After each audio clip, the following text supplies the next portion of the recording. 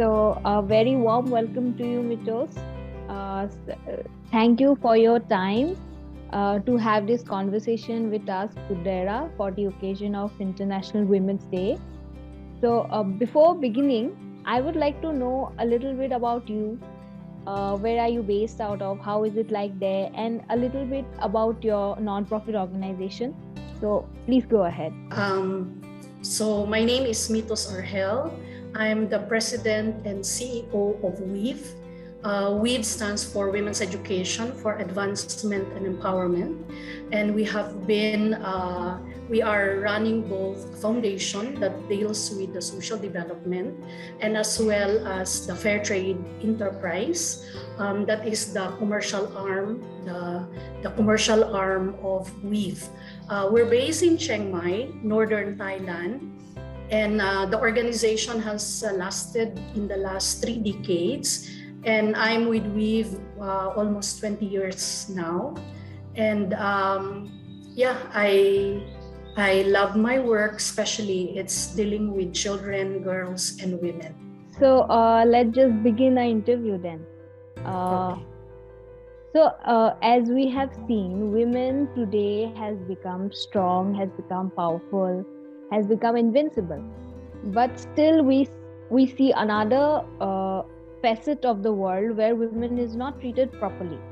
So, in this regard, how do you want to say why this International Women's Day should be celebrated today? Yeah. What is the significance behind the celebration of International Women's Day? Yeah, actually IWD, the celebration of International Women's Day, should not only be one day, March 8th, but it should be, the day-to-day.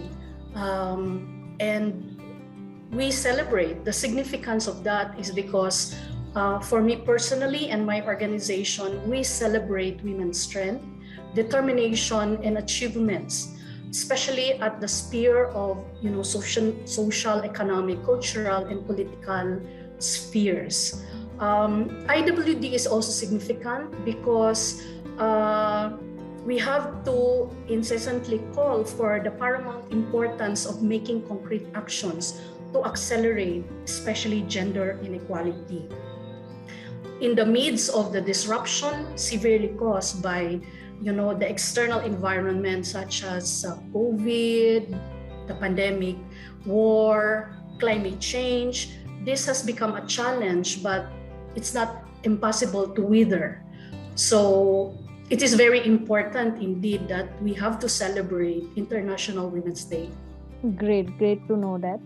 The work that you are doing to bridging this gap, it's actually incredible.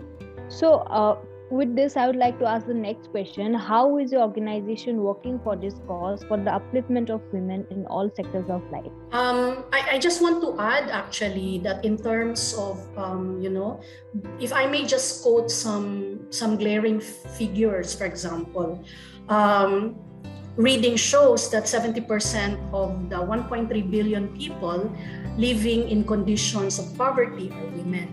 And as a matter of fact, in the refugee camps on the Thai-Myanmar border, where we are operating, more than 50% of the poorest households are headed by women. And because of that, we've a women refugee-powered organization. We create enabling spaces for the refugee community, in particular women, in order to access safe and fair employment opportunities, to build their capacities, to drive and share power in building strong and resilient communities. 2 practices that are environmentally and socially just, equitable, and sustainable. And we have been doing this in the last 30 years now. We know that access to education is a human right. Yet, all over the world, indigenous and ethnic girls continue to miss out on education. Education for the population that we are working is not actually just about getting them to school, but most importantly, it is also about creating safe and enabling learning space through their mother tongue. so that they become capable to compete all levels of education, possess appropriate and relevant knowledge and skills required to operate in the labor market, acquire the social, emotional, and life skills necessary to manage shocks as it comes in an ever-changing world, like, with this pandemic and the ongoing war in Myanmar, and as well as the paramount important in acquiring the kind of empowerment to drive and contribute in the achievement of their community's aspiration. Weave's work with women was born out of the belief that women, as survivors of all forms of violence, are potent drivers for change. We believe that by encouraging the leadership of women and the development of their status benefits their families and communities. So one of our focus is to address the absence of economic opportunities in the refugee camps by empowering women through sustainable livelihoods in handicraft sector. When refugees are displaced, they lose their roots, culture, and heritage, and often face alienation when they arrive in a new environment. So for Weave, it is fundamentally important to enable women refugees to reconnect to their culture and natural way of living. So we work with refugee women artisans within the safety spaces of their houses, of their homes, which is closer to their children, and to co-create contemporary blended with modern inspired design using organic natural dyes. And we've utilized the handmade production modalities, utilizing their traditional skills such as weaving, embroidery, and sewing. So the ability of refugee women artisans to generate safe and fair income for themselves as for their community gives them self-worth and dignity. They see themselves now not just as mere refugees. They now see themselves as responsible contributors to their families, refugee communities, as well as to the Thai community. They have gained financial independence through the social enterprise, and that allows them to increase their confidence and decision making, which are essential qualities that they will require to decide about their future. Great, it was lovely. I remember you mentioned words like handicrafts, you mentioned words like encouragement of leadership, and also you mentioned generating income for themselves as well as for the society. So your organization is anyhow encouraging women to stand up for themselves, to generate some amount of income so that they feel independent. So how can we encourage more women to pursue entrepreneurship in any form, be it handicrafts or anything, or senior leadership roles in their career? How can we do that? Yeah, I mean, like in the case of Weave, in the case of Weave, it just come organically actually, because women, because we are working in the refugee camp, and that is why most of the breadwinners are women actually. So it has become incumbent to the women to provide for their families. So I think that is the more motivation for them. It is more about, being able to live life with dignity, especially work is very scarce. I mean, refugees are not allowed to work in towns. They are confined in the refugee camp. But this is not only peculiar to refugees. Even in communities like big cities, there are many people, especially women, who are hard, especially during this COVID pandemic. They lost their job. And so that's why they really want to make ends meet by doing something. And so I think it is all about making them fully understand, or for the women to be able to see that as part of their mission, to be able to provide for their families. And and to be able to contribute to the needs of their families. In terms of the leadership role, again, it also comes naturally. I think as women, it is inherent to us, that when we put something in our mind and in our heart, we really want to drive it and do it. And so I think that is a very good quality. And entrepreneurship is something that there are people who are born entrepreneurs. This is very surprising because I meet with several women in the community. They didn't have enough education, but they are very good in selling. They have that kind of entrepreneurial spirit, but because they don't have the opportunity, they don't have the investment, they don't have the tools that are necessary. But we are now living in the technology age, wherein if we are able to access to the internet, we can actually learn. And entrepreneurship is something that can be learned online. And I think that women who would like to pursue not just mere entrepreneurship, but actually social entrepreneurship, so that they're able to do good for the people, then that would be a good motivation for them. From your words, it seems like you have gained so much of experience, so much of quality, leadership quality, and you know so much of things.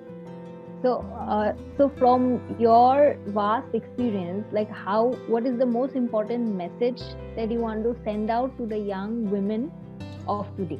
Yeah, I think it is very important. I would like to say, because you were talking about the leadership, the leadership role of women. I think since we are talking about International Women's Day, and we are really working hard in order to reach that gender parity, the gender equality. We need to do more work in order to build up women's confidence, because unless women are involved, in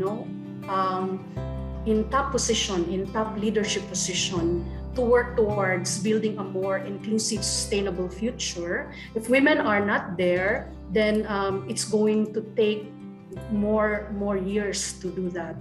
And so for the young women of today, I think that I strongly believe that young women have the power, have enormous power to contribute in creating significant and meaningful difference in the lives of others.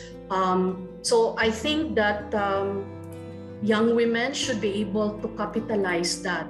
And the world has evolved, even if we are still fighting against inequality, but at least there are a lot of role models already that women have shown, they have paved the way that it can be done. Superb. That is so awesome.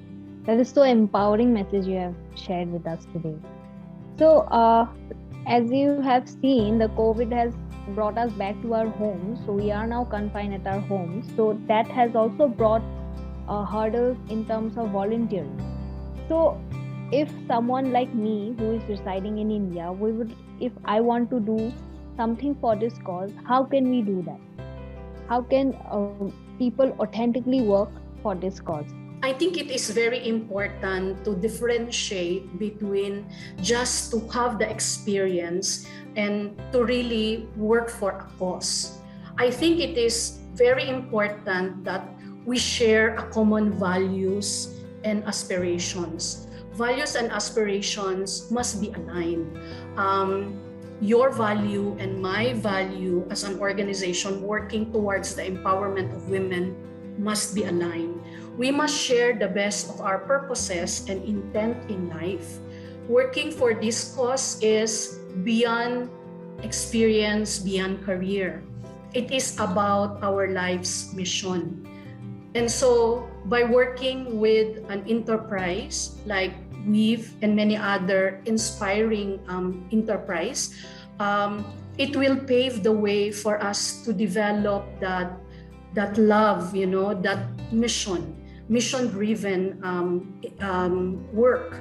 So for those young people like you who will work along this line,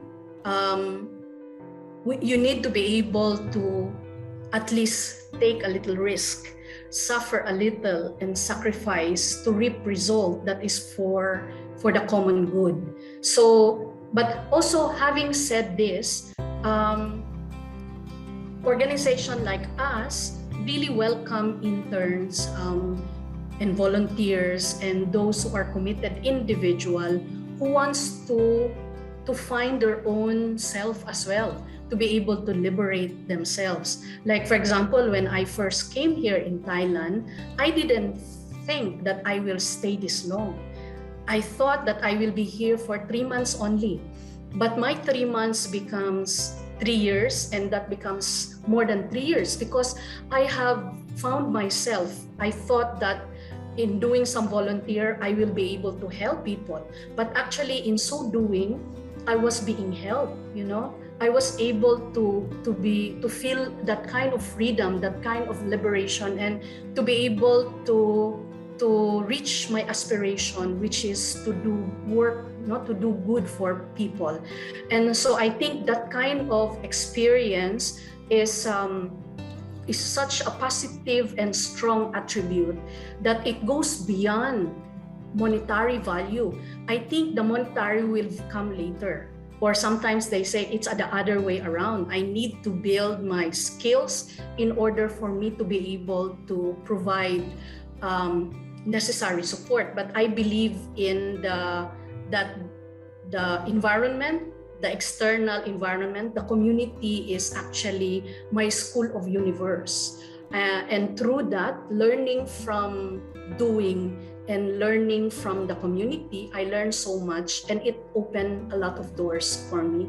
And in like manner, I would really want to share that kind of that kind of experience to young people like you who wants to see themselves doing much greater, for others. So sweet, that was really sweet. I think those were all my questions. Like, these small steps will one day be a part of a bigger result, is what I feel. And lastly, I would like to I want you to take this platform to give a message for all the potential volunteers out there about how their bare minimum efforts can have a huge impact on this cause and overall on the society in this world. Sometimes we don't see it immediately, As the little prince said, what is invisible of the human eye, thy heart speaketh. And so when we have in our heart, when we develop in our heart that kind of longing to do something good for others, I know that our whispers will be heard by the universe. And I believe that when all the good things we put together, we do it collectively, that it will create a meaningful result. And sometimes we don't see it, that even if we're just making posters, we're just making small marketing promotional materials, we don't realize actually that it creates a lot of difference, because these small steps are actually bridging us to the world. Because there are also many people out there who wants to do something, who wants to contribute, but they just don't know how to do it. So I think for promising or emerging young leaders who wants to volunteer and who wants to make a difference, we should start with baby steps. And I think by building on it, that we are part of the bigger universe. While we think that our support is just a drop in the ocean, but actually, it can create ripples and it can make a difference. Again, that's why I'm saying that our values and aspirations should be aligned, And once it's aligned, also the universe will converge to make it happen.